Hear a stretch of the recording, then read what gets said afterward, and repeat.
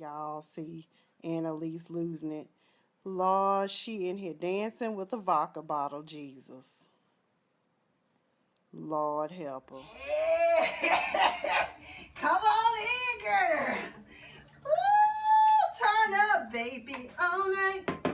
Love. Child, I'm down here drinking. I've been drinking. You hear me? Yes. Come on in here. Woo, baby. All night. Love. Woo. Child, just let your soul glow through. That's my jam. I'm turned up. Girl, don't you want to dance with me? Come on, girl. You want me to pour you a drink too? You want me to get you? Girl, I got you. You can be a red cup girl too. And that's the end.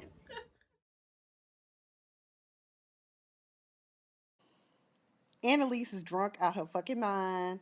She answered that door when Wes came by like the damn holler. It's my birthday. I'm turned up. This is my jam. Wes was looking like, what the hell happened to you, Aunt Annalise? Girl. What's up, everyone? It's your girl, Miss Sophia the Diva, and I'm here to do another wonderful review of How to Get Away with Murder, Season 3, Episode 5.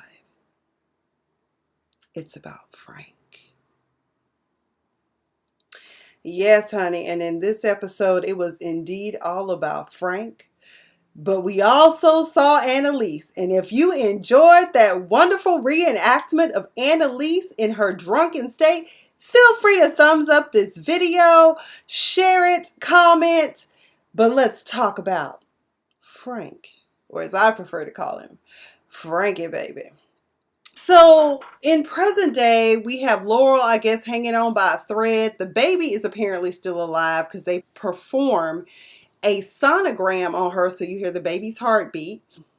Oliver and Bonnie are being informed by Maggie about the condition of Laurel, that there is a concern about smoke inhalation. You know, oh my God, that's terrible. But then Bonnie gets a phone call. And she tells whomever this individual is on the phone that she's taking care of it, and then blurts out, Laurel's pregnant. Like, damn, Bonnie, you can't even hold water. But then after watching this episode, I'm like, when it comes to Laurel, we know that Laurel ain't loyal. She tell it. She just tell anything. When we have the flashback, Bonnie is in, was it Colesport or wherever it is that her father was at the funeral home. She is not the least bit engaged in the conversation the funeral director is having with her. He's like, well, you know, what do you want me to do? We can have a nice little service tomorrow. She was like, honestly, I really don't give two fucks. Cremate his ass. And he was like, well, when do you want to come back and pick up the ashes? Gonna have it ready. Bonnie done walked out. She don't give two fucks. Laurel blowing up her phone. Of course, we all know Laurel just wants to know, where's Frank? How's Frank? I need to know about Frank. My question is, at this point, do you all think that Laurel knew that she was pregnant at the time that she was desperately seeking Frank? Is the baby Frank's? Also, given what happened in this episode, which we will get into further, I mean, who else could the daddy be? That's the question. She says she hasn't seen Frank, is what Bonnie's response is to Laurel, which in some respects is the truth. But then she rounds the corner and there Frank is, and they hug, and it's just such a wonderful reunion. Meanwhile, back at the law clinic, the Keating 5 is bonding and having a great time discussing outlines. Anyone who's attended law school will know outlines is a much needed thing to survive law school, to study, to pass an exam, to learn how to write. As a matter of fact, I'm so steeped in outlining, that's the best way for me to write these days. So it's easier to do outlines. So anyways, I now know the guy's name. I kept calling him Drake, but Simon, the douchebag that he is like, yo man, if I can get that evidence outline, you can get this arbitration outline. And he hands it over to Connor, and Connor opens it up. It's like a picture of his ass. And he was like, say man, that's sexual harassment. He was like, whatever, you know, I got you. Take that. What you gonna do? Run to your mommy? Ooh, she been suspended. She ain't coming back. Then there's a news report that he reads out to them, lets them know that who the replacement is, which they really didn't say. Annalise said his name through the episode, but Michaela. Well, we all know Michaela has an interesting, sketchy past. So Michaela, as it turns out, took Simon's laptop, okay? And he discovers that this laptop is missing, and he goes into a total meltdown about how he's not as rich as the rest of them and that it's not right that they took his laptop. And everybody was like, well, we didn't take it. But it turns out Michaela was the one that took it, and good thing she did. So when Michaela took the laptop, she had Oliver do some due diligence on it, looking for the arbitration outline that he had promised them. But Oliver found something much more interesting. And that is the fact that Simon is the creator and maker of the Annalise Keating killer flyers. I guess he felt like she was killing his dream. Baby boy, let me tell you something. When you go to law school, you could not have survived my contracts professor or my tort law professor. They did not come to play. And trust me, they were preparing you for the mad real world known as the courtroom, which is where you will reside most of your time if you intend to be a litigator or some sort of trial attorney. Judges will run you down and make you feel like you are the lowest thing on the totem pole, because some of them, it gets them off. It makes them feel better because they were probably lowest on the totem pole while they were in law school. So Mr. Simon, if you can't handle Annalise being a little hard on you and riding you, or you just mad because you're not in the in crowd, honey, let me tell you something. In addition to you having a hard time at work, you're going to find out when you get into the mad real world, wherever you end up, that you are not going to be teacher's pet. No matter how hard you work, sometimes they just ain't gonna appreciate you. They just gonna find somebody that's a little bit better. Okay, so well, to them that's better. Probably because they played a game and they just are a yes person. So just get over it. But after Annalise, after they discover this, they do take this to Annalise, and I'm gonna wrap this up because this is later on the storyline. After discovering that Simon is in fact the perpetrator, the creator of the killer Annalise flyers, they take it to Annalise, and Annalise is like, bah humbug, who gives, I don't give a damn, my life is over, I ain't got no career, child. But Annalise set them up, honey. She strolled on over there to Mr. Simon's apartment or dorm room, wherever he's staying, honey, little shantytown apartment. Kick in the doorway, then the 4-4. All you heard was, Annalise, don't hit me no more. I was like, Annalise rolled up in there. She confronted him about it, and she said, she told him defamation, slander, not to mention a hate crime, if I want to put that on there. Not only will it lead to your expulsion from law school, but it could also lead to prison. And he was like, well, I'm sorry, I don't know, what are you going to do? She was like, that's up to you. And she walks out. Basically, she was telling you, pick your poison. Fall on your own sword, son. I bet that's a lesson learned that you'll never forget. At one point during the episode, y'all, they had an all-star cast in here, okay? So Annalise has made her way back down to the hood. She is at the hood beauty shop. They having a good time, laughing it up. Mary J. Blige is whipping and weaving through Annalise Keating's hair. Go on, MJB, with your bad self. And child, crazy Paula J. Parker is all up in here. I said, you know what? We can say a whole lot about Paula J. Parker. I've seen the woman in person. I've seen her without cameras rolling. She batshit crazy, but the heifer stay working. That's all I'm going to say. She stay working. Okay. I don't know about the rest of them on the show, Hollywood divas and heifers, but she stay working. Okay. That's all I can say. So big ups to her.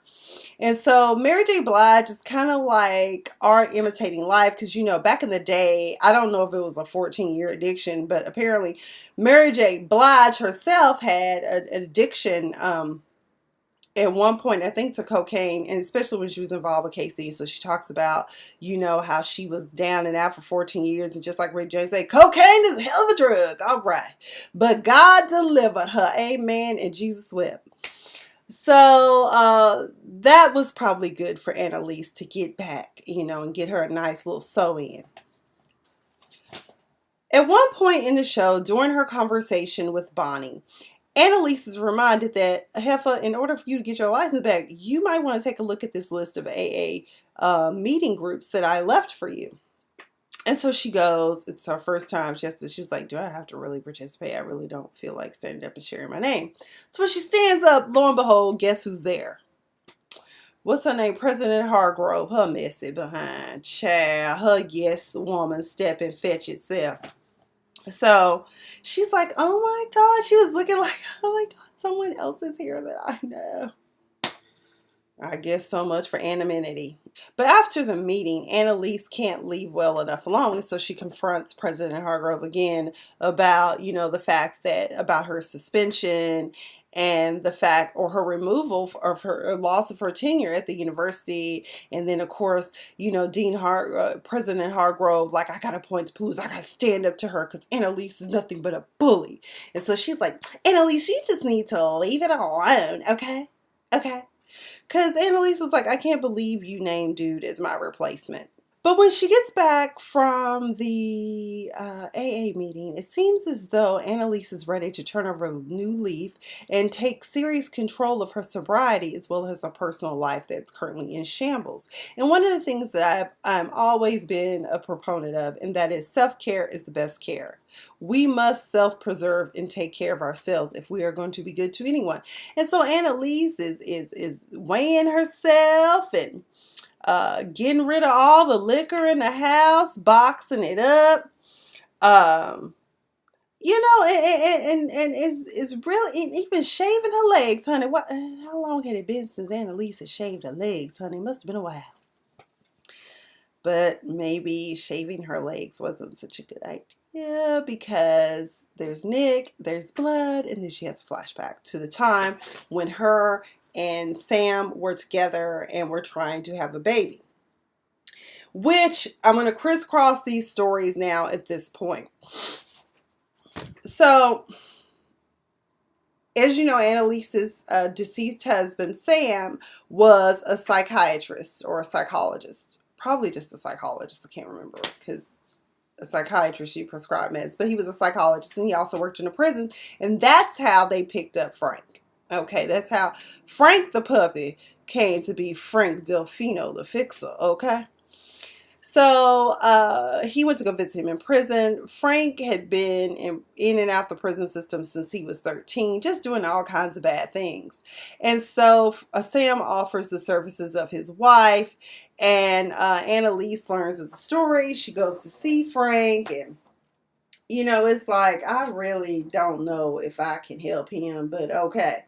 They get to talking about Frank and how really Sam only saw him as a boy that needed a father, because we know that Annalise has made it plain that her and Sam had been trying to conceive for a long time, and they did conceive, and she was able to carry the baby to term, but Frank killed that dream.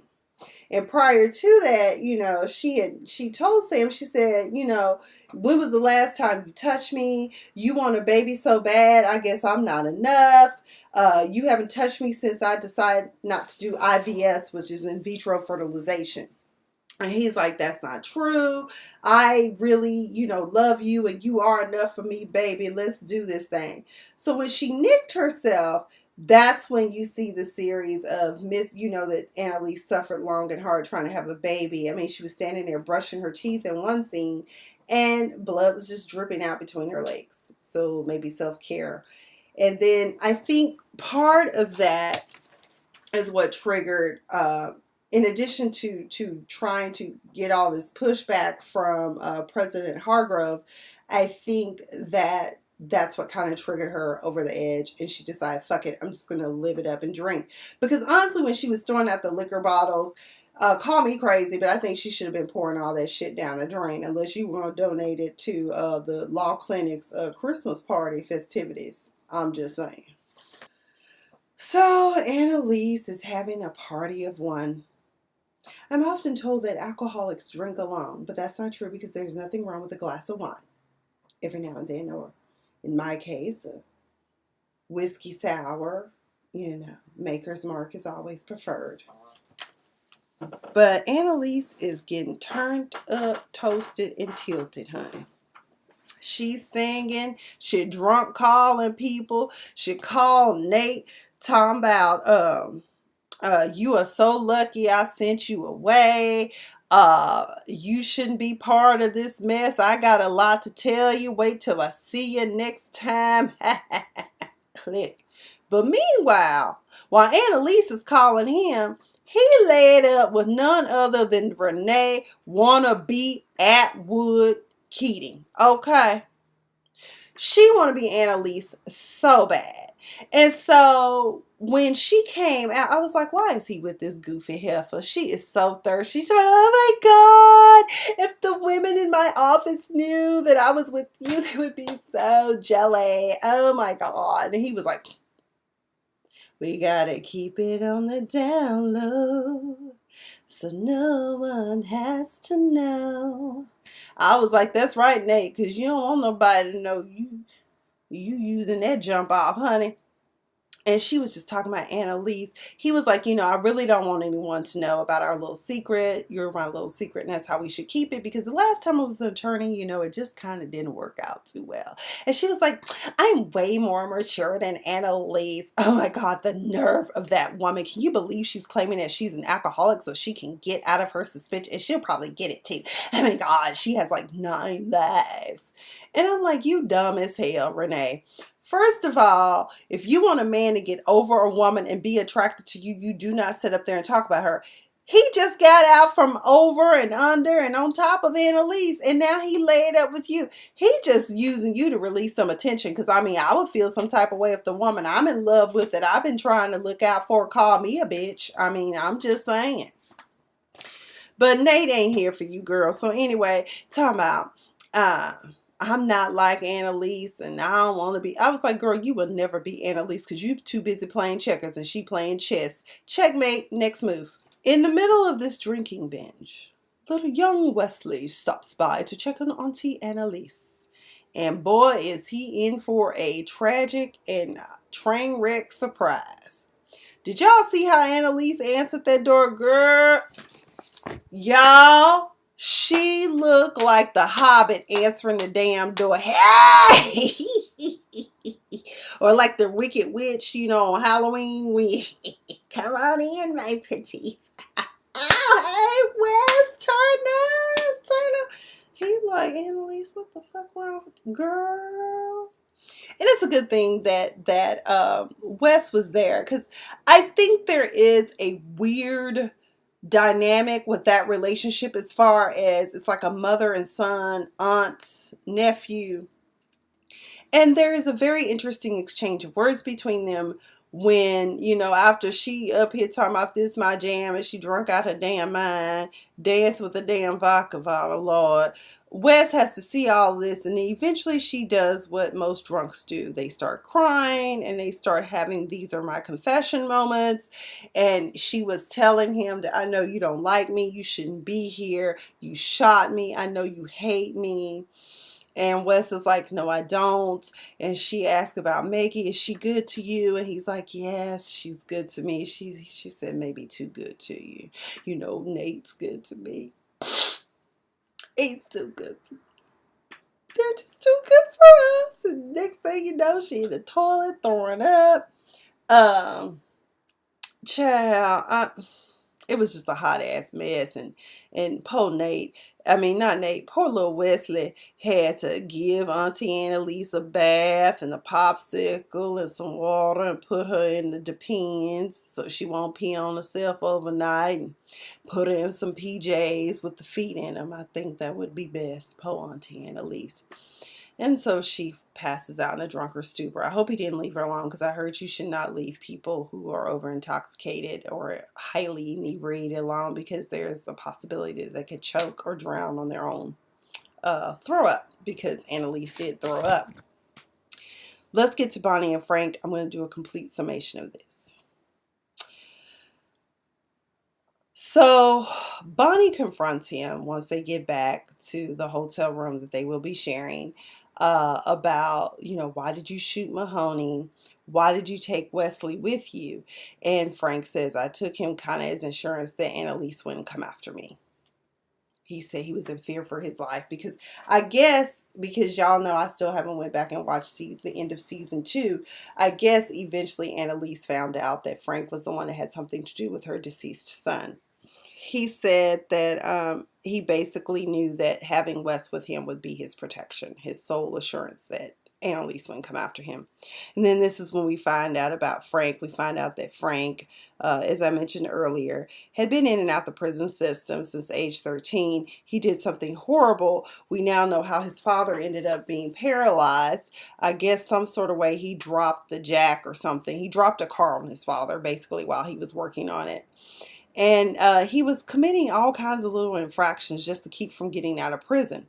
And he also had shut his family off.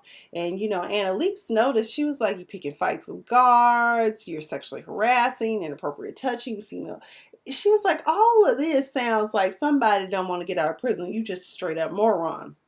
And then that's when Frank talks to her and tells her, yeah, I've been a moron most of my life. It was also cute when he was like shocked when she came in there. He was like, oh shit, Sam married to a black woman? Your husband is vanilla, but you're not quite vanilla. I said, all right, little white chocolate, you need to calm down. Okay, you need to calm down. Shoot, Sam liked that chocolate. Hell, she used to be a patient. And so then he was asking if they had kids, which the irony of that is that you asked her if she had kids. She was pregnant at the time she was helping you. And then she got violently ill while in there. And then you saw how she had to suffer after you caused her to lose her baby off because someone, I guess, paid you to do it. And I guess he killed Mahoney because I think Mahoney was the one that put him up to it. If I recall correctly, because I think I did see that part. So now we know about Frank because, Laurel last episode didn't know he had been in prison before until I think Bonnie told her. I can't remember. Sam assures Frank during his time in prison as he was about to get out that he's no sociopath because sociopaths don't cry and want to apologize for the wrong that they've done. So Frank and Bonnie are having a sleepover. Apparently, because she's in the shower, he's passing her the phone. Laurel, of course, is calling. Annalise is calling. Annalise calls mainly to check on her to see how she's doing and dealing with her father. And Bonnie makes up a story about her sister coming to pick up the ashes and that she needs to get back to her sister. And so Annalise shares with her that, this weekend I'm basically just going to be home watching bad movies and eating junk food because let's just be real. In Annalise's case, the reason why she's eating junk food is because Frank had her on some health and wellness diet. But anyway, Bonnie and Frank are talking. Bonnie and Frank are like two lost puppies, just two broken, lost souls that are victims of Sam and Annalise. And, Frank is like, I don't want to go back because Bonnie's like, just go back and, apologize to her and she'll forgive you. That's all she's really looking for. Please come back with me. He's like, no, we should run away together and get married and have babies. We have some cute babies too. I was like, child, not if they got their rested bitch face like Bonnie got, but we know why Bonnie just cold because her father stole her innocence, okay? And so eventually this sleepover, for him being on the pallet and her being on the bed, turns into a more intimate sleepover, okay? And because I guess at one point Frank was having nightmares and then Bonnie goes to comfort him in more ways than one. I see a lot of comforting on shows today. I mean, just on Queen Sugar tonight, we saw Charlie and Remy taking comfort in one another during the Category 3 hurricane. Child, but we're going to talk about that in a separate review, of course. But I knew that Frank and Bonnie were going to knock boots. Okay. Now my question with that is, Bonnie is all happy after she done got broke off some because I don't think she done had any since her and Ash have knocked boots. And apparently Ash is very good at it because Michaela tried to play like she don't enjoy it, but I think she does. Eventually there's the morning after and Bonnie realizes Frank is gone and she doesn't know how she'll ever connect with him. But she does at least, she can at least take comfort in the fact that she knew that he was the one who murdered her father, number one. And number two, she at least thanked him for doing her the favor of getting rid of the scum of the earth, the bane of her existence, okay? And so Frank gone, honey. Frank done packed up and left like a thief in the night. Hell, he got all that hitman money, that insurance money that Annalise gave to the hitman. So shit, he gonna be all right for a while. He can move down to South America, Costa Rica, somewhere. But I'm like, why you crying, Bunny? Why you crying, girl? You knew Frank was no good.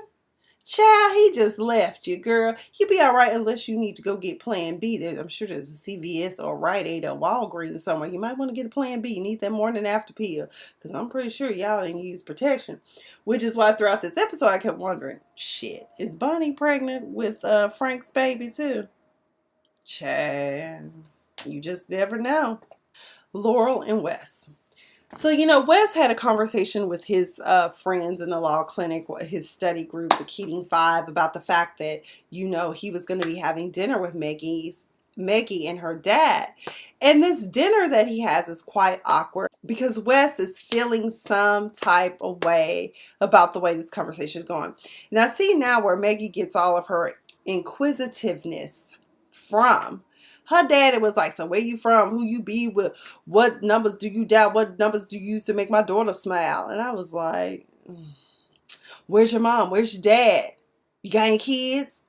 And so, Maggie, shut him off at the gate before he could get really deep. And she was like, he never really knew his mom, never really knew his dad. He never knew his dad, and his mother died from cancer. And, in my mind, I'm going to rationalize it and say that no, Wes did not know his father probably at the time that he told you the story of not knowing who his father was, because he really didn't. He knew him for all of 15 seconds and then he ended up dead to the concrete. Life is but a vapor. And his mother, yes, did die from quote unquote cancer. That is a cancer that permeates this society known as greed. And I'll leave it at that. But Wes and Laurel have a moment in this episode where they talk about what's going on in their lives, and Laurel and Wes, there's an energy between them. So I wouldn't be surprised if in this next episode we see them consummate their relationship, which then leads me to believe that Laurel might be pregnant with Wes's baby, and maybe Wes is the one under the sheet. We'll see. But Wes tells Laurel that he's thinking about breaking up with Maggie because he's having another one of his moral complex moments where he wants to do the right thing and he wants to do good. And so he's like, and besides, Frank's gone, so, maybe me and you can get together, girl.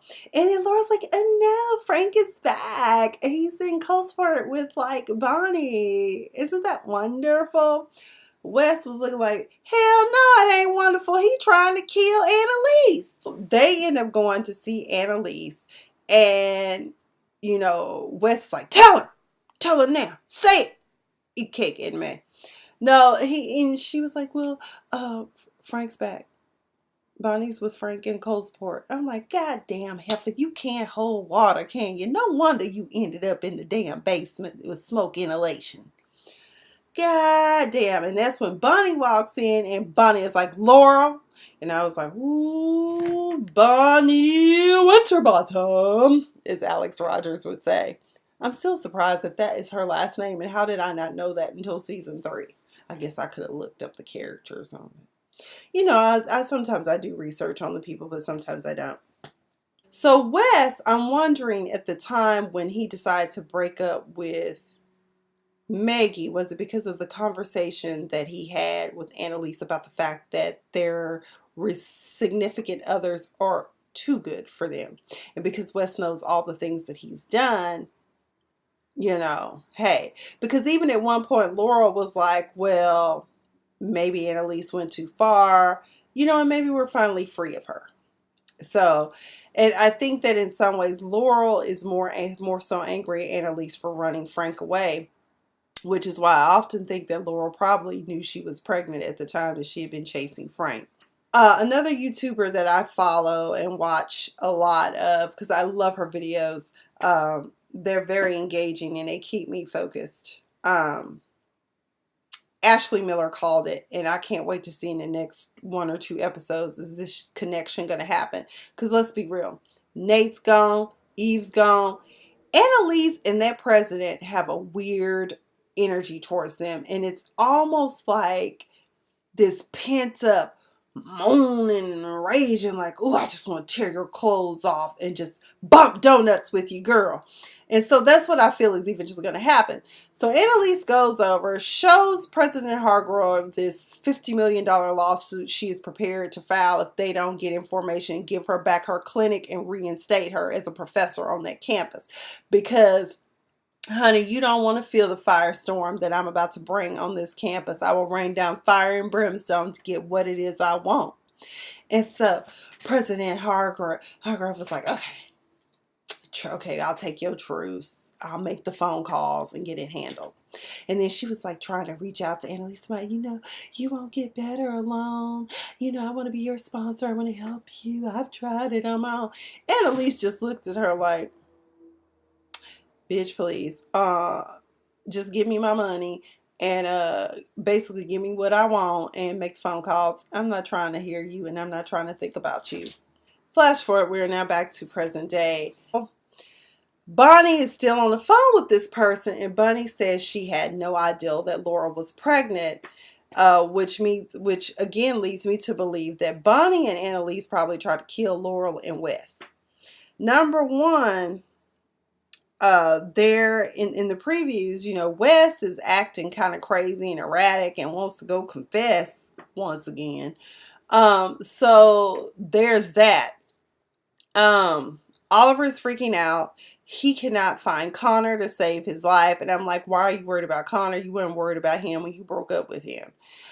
When that man loved you and cared about you. But either way, I understand. Maybe you realize you made a mistake and now you want your Connor back. So he keeps calling Connor's phone and Connor doesn't answer, but someone does eventually answer. Oh my God, someone eventually does answer the phone, and it is none other than Michaela's hillbilly mama. Now, I didn't touch on this, but real quick, let me just touch on this. When Simon got upset about his laptop being missed, all of a sudden we saw this side of Michaela we had never seen, and they called it hillbilly. I was like, that sounded more hood to me. She was like, now get out of here. And I was like, oh shit, Michaela gonna bust your ass. She went like crazy eyes, stare down, orange is the new black on Simon. Okay, she was like, if you don't get your ass out of my damn face, ain't nobody took your damn laptop. Okay, even though we now know it was her that took the laptop. But either way, her mom is just as backwoods as it comes. She talking about, ooh, it was vibrating my butt. So yeah, I answered it. I was like, oh Lord. And then it's Michaela. So we know that Michaela is not under the sheet. And she tells Oliver, of course, I haven't seen Connor, but his phone is here. I don't know what that means. I don't know if that's a good sign. So here's the deal. The news reporter reports about what happened, and it says that it is a male body. So we know it's not a female. Is it Nate? Is it Wes? Is it Asher? Or is it Connor? Who is it under the sheet? Who is it not under the sheet? Who is Laurel's baby daddy? Is Bonnie Winterbottom pregnant with Frank's baby? And where's Frank? Is he under the sheet? Either way, that's all I've got.